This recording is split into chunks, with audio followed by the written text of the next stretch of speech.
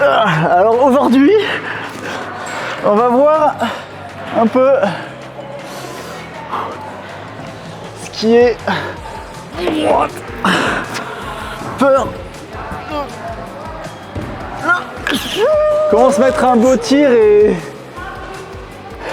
ne pas avoir peur. Et ben on va voir ça tout de suite. Hop, on laisse pas trop de mou. Et après j'envoie.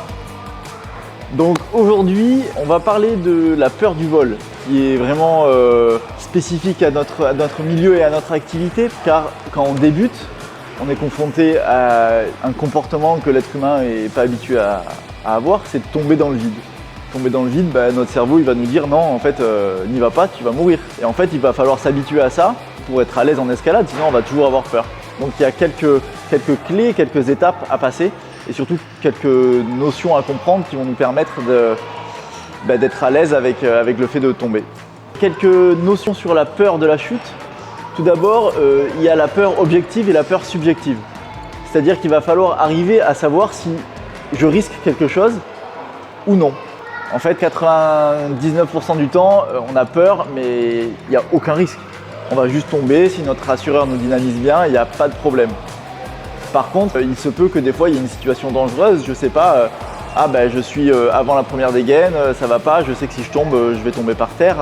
Enfin voilà, il y a des situations à connaître. La peur qu'il faut vaincre, c'est la peur subjective, celle qui n'est pas raisonnée.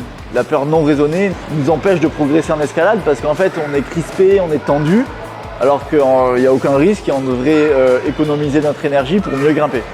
Alors maintenant, comment vaincre cette peur subjective qui nous empêche d'évoluer en escalade?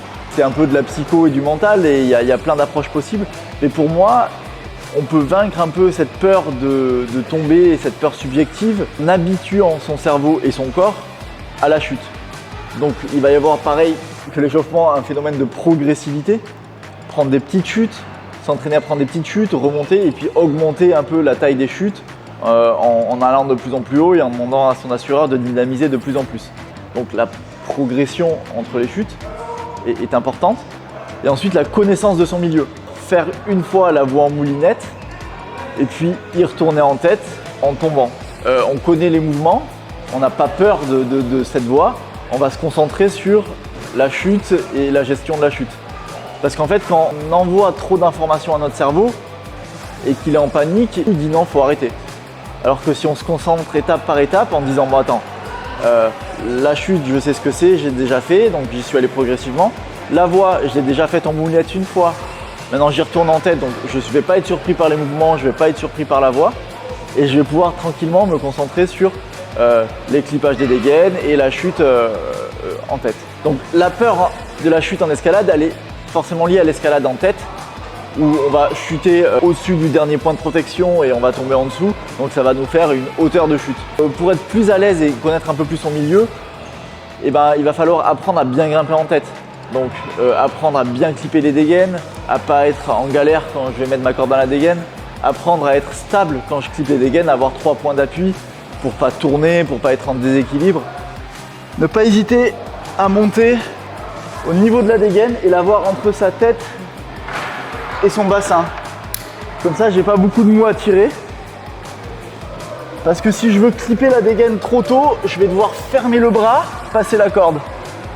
Là, tac, si je mets la dégaine au niveau de mon bassin ou au niveau de mon épaule, paf, j'ai pas beaucoup de mou à tirer.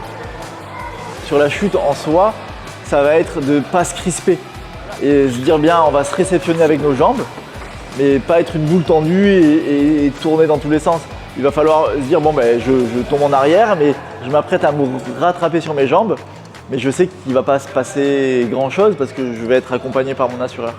3 astuces pour la peur de la chute en escalade. La progressivité, faire au tout début s'entraîner à tomber sur des petites chutes et puis des plus grandes, des plus grandes, des plus grandes. Vraiment faire l'école du vol, à un moment donné, je monte en haut de ma voie et puis je monte un peu au-dessus du point et je me lâche. Mais pas haut dans un premier temps. Et ensuite j'augmente, j'augmente, j'augmente. En numéro 2, la connaissance du milieu. Je peux repérer dans un premier temps la voie que j'aimerais faire en tête, mais j'y vais en moulinette, comme ça j'apprends tout, et ensuite j'y retourne en tête Je sais que j'ai l'information de stress liée à la voix qui diminue et je peux me concentrer sur la gestion de ma peur de la chute. Astuce numéro 3, bien grimper en tête, bien apprendre à grimper en tête, à savoir bien clipper les dégaines, ne pas être en galère avec la gestion de l'escalade en tête. Clipper les dégaines, demander du mou, communiquer avec son assureur, etc., etc.